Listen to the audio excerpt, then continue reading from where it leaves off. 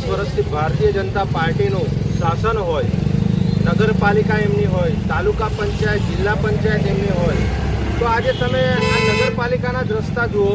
આજે દર વર્ષે રસ્તો કરોડોના ખર્ચે બનાવવામાં આવે છે અને આ રસ્તા દર વર્ષે તૂટી જાય છે. પહેલો વરસાદ આવે ને હવે આ તમે અમારી આજુબાજુમાં જુઓ, આ ઈંટના ગળિયા નાખ્યા છે. આ મકાન બનાવવાના જે અહીંયા ગાડી પ્લાસ્ટરવાળા છે, બરાબર, આ બધું મટીરિયલ અહીંયા ગાડી નાખે છે.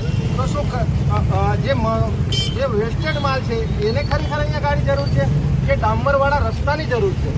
આજે નગરપાલિકાની સાથે સાથે આજે સમગ્ર વિસ્તારમાં એટલા મોટા મોટા ખાડા પડ્યા છે. આજે ઘણા બધા લોકોના એક્સિડન્ટો થાય છે. આજે લોકોના હાથ પગ ભાંગી જાય છે, ફ્રેક્ચર થાય છે, લોકોને ગંભીર ઈજા થાય છે. અહીંયા ગાડી નથી તો રાજપીપળા સિવિલ હોસ્પિટલમાં દવાખાનામાં વ્યવસ્થિત સુવિધાઓ. લોકો બરોડા જાય છે તો એક્સપાયર થઈ જાય છે.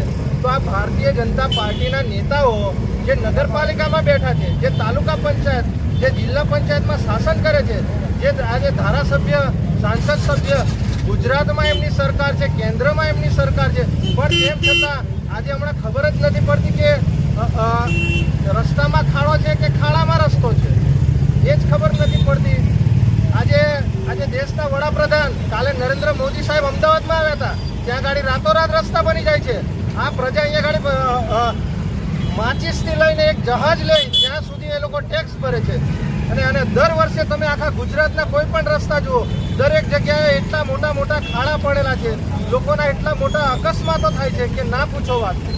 એટલે ભારતીય જનતા પાર્ટીના નેતાઓ અને નગરપાલિકા અને તમામ પદાધિકારીઓને અમે કહેવા માંગીએ છીએ કે ભગવાન એમને સદબુદ્ધિ આપે, સદશક્તિ આપે, કે જેથી કરીને આ રોડ રસ્તામાં જે ભ્રષ્ટાચારો થાય છે એ ભ્રષ્ટાચારો ના થાય અને જે પ્રજા ટેક્સ ચૂકવી રહી છે એનાથી યોગ્ય વ્યવસ્થિત રસ્તાઓ બનાવે.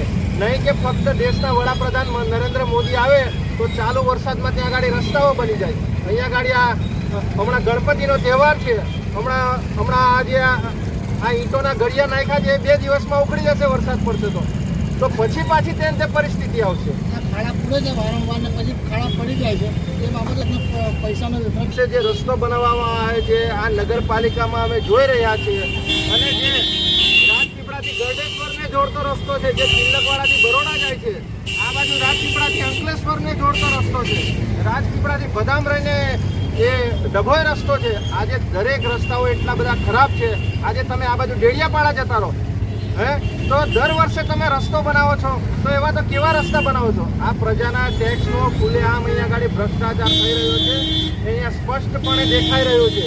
ભારતીય જનતા પાર્ટી આ ખૂબ મોટા પ્રમાણમાં ભ્રષ્ટાચાર કરી રહી છે. હવે પ્રજાએ જાગવાની જરૂર છે, અવાજ ઉઠાવવાની જરૂર છે. જો પ્રજા હજુ પણ નહીં જાગે તો આવનારા દિવસોમાં કાલે પણ તમારા ઘરે કોઈનું એક્સિડન્ટ